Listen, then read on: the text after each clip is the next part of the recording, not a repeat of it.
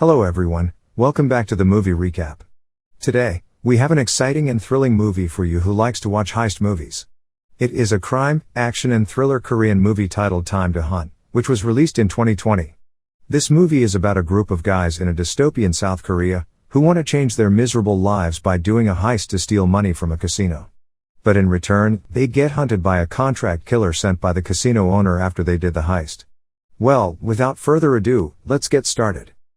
The movie opens with Ki-hoon and Jang-ho bickering about designer t-shirts in a convenience store. When they get out of the store and into their car, the scene shows a bleak and depressing state of South Korea, with many homeless people and protesters against the IMF in the streets. Ki-hoon and Jang-ho are driving to pick up their best friend, Jun-sok, who is being released from prison. They welcome him back by going to a club and drinking together. While drinking, Jun-sok tells them about a friend he met in prison, who told him about how wonderful life in a town called Kending in Taiwan is. The friend told Jun-sok that he makes $8,000 a month from tourism business, and that he will sell one of his shops to Jun-sok for $200,000. Jun-sok thinks that he and his friend should move there and start a new life away from this depressing South Korea, but his friends are doubtful, because the offer sounds too good to be true. On the way back, Jun-sok asks about the money they got from the heist that landed him in jail. Ki-hoon and Jang-ho explain to him that due to the crash in one's value, their money is essentially worthless, and they used up the money on living cost and rent. They have to pay in USD for everything, and they only have $2,000 left. That night, they visit a casino that is hidden away. They play a game of blackjack, while Jun-sok confirms that the casino safe is filled with USD. A waiter brings them their beers, but Jun-sok stops him, and says that it's been a while. Apparently, the waiter, Sang-soo, owes Jun-sok 10 million won, but he wants to be paid back with $10,000 instead. He gives the waiter 2 days to pay. Sang-soo asks to give him a month to pay. Jun-sok doesn't agree. Instead he wants to use Sang-soo's position at the casino to carry out a heist to rob the casino. At the bar, Jang-ho and Ki-hoon disagree with Jun-sok's heist because the casino is run by mobsters. Jun-sok says that robbing an illegal underground casino is better than a bank because they won't have to deal with the police. The next morning, Ki-hoon and Jang-ho discuss whether or not they're following Jun-sok's heist. Jang-ho wants in because he feels indebted to Jun-sok. Ki-hoon finally agrees to do it too. Next scene show the four of them gathering intel and planning the heist. They plan to enter the casino through the warehouse from the roof to avoid cameras. Afterwards, we see the gang buying weapons from Jun-sok's friend in prison, Bong-sik. Bong-sik gives Jun-sok advice to be careful because the world outside the law is more ruthless. One night, a few unknown people who come in the casino after closing hours. Sang-soo asks another employee who they are. He says that they're regulars. The night of the heist finally comes. On the way, Jun-sok reminds Jang-ho that he needs to get the security camera's hard drive because their faces will be recorded there. The four of them go to the roof, preparing their weapons and masks. They go in the warehouse by breaking a window, then shoot the lock of the door leading into the casino. They barge in, pointing their weapons at the people and the guards, telling them to get on their knees.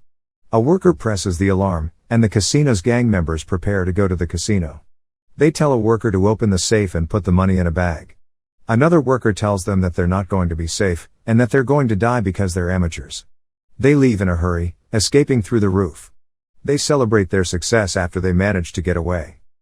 Next scene shows a contract killer hired by the casino, Han, killing all the workers that fail to stop the robbery.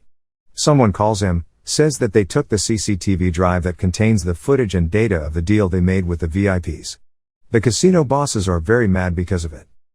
In the morning, the team gets rid of their cover and plans to smuggle the money to Taiwan the next day.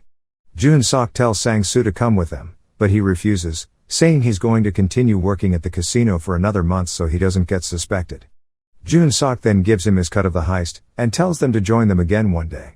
They then leave to go to Ki-hoon's parents' house to stay over. Meanwhile, we see Han preparing many weapons and puts them in a bag. He goes to Bong-sik, asking if he sold any weapons lately because the casino was robbed by armed guys. Bong-sik lies and says they haven't sold the weapons, but Han doesn't believe him. He threatens Bong-sik, but Bong-sik threatens him back.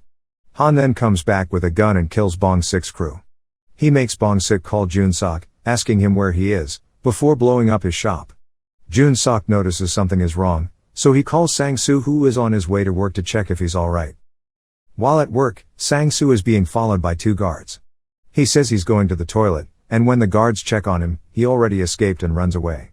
He goes to Jun Sok's shop to hide, checks his money and gun. But there, Han is already waiting for him. Meanwhile, Jun Sok, Ki-hoon, and Jang Ho are playing with fireworks at the beach. Suddenly, Ki-hoon was shot in the stomach out of nowhere. Jun Sok wakes up, it was all just a nightmare. He goes out for a smoke and calls Sang-soo and Bong-sik, but he gets no answer.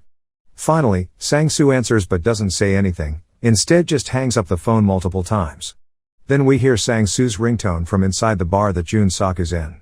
He gets scared and goes back to their hotel room, frantically looking for their guns. Jang Ho says that he left the guns in the car trunk. Jun Sok tells them that someone might be after them, and they need to go get the guns. They arrive at the car and get their guns, but their car won't turn on. Ki-hoon suspects that someone must have tampered with it. Jun Sok says they should use a stranger's car, and tells Jang Ho to go turn it on while he and Ki-hoon guards the area. They manage to ride the car, but they get lost in the parking area and then see Han in front of them with a gun. Jun Sok tells Jang Ho to just drive and hit Han, but Jang Ho is shot in the shoulder, causing them to drift and hit another car. Han breaks the car window and tells Jun Sok to get out. He points his gun at Jun Sok but doesn't pull the trigger, instead lowering his gun and says that he'll give Jun Sok 5 minutes to run away. Jun Sok drives the car away to a hospital in a different city to get Jang Ho's wounds treated. Jun Sok panics and says they need to get out from here soon, but Ki-hoon refuses due to Jang Ho's condition. Jun Sok tells Jang Ho that they'll stay until morning and leave right away. Then we see Jun Sok having another nightmare of talking to Sang-soo, who tells him to wake up. He wakes up and sees Han getting out of his car from the room's window. He immediately wakes Ki-hoon and Jang Ho up to run away, but Han is already in the building.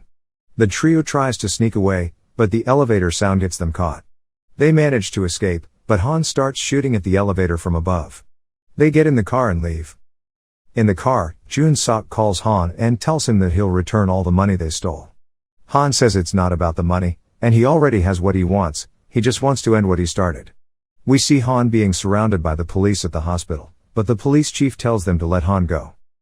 The trio arrives at the harbor town to smuggle the money. They have to wait until dawn for the smuggler to come pick them up, so they go to the smuggler's stash where he says that it's safe. There, Ki-hoon tells Jun Sok and Jang Ho that once they leave on the boat, he'll come back home alone. Then we see Ki-hoon's parents walking down the street, when they spot 3 guys hanging around in front of their house. Ki-hoon calls his mom, but she sounds off. Ki-hoon tells her that he's coming over right now. He takes a gun and covers Jang Ho before leaving the building. Outside, he meets Jun Sok who asks if anything is wrong. Ki-hoon plays it cool and tells Jun Sok he better go home now before dark, and says goodbye. Meanwhile, at Bong-sik's funeral, his twin brother says he's tracking Han to pay him back for killing Bong-sik.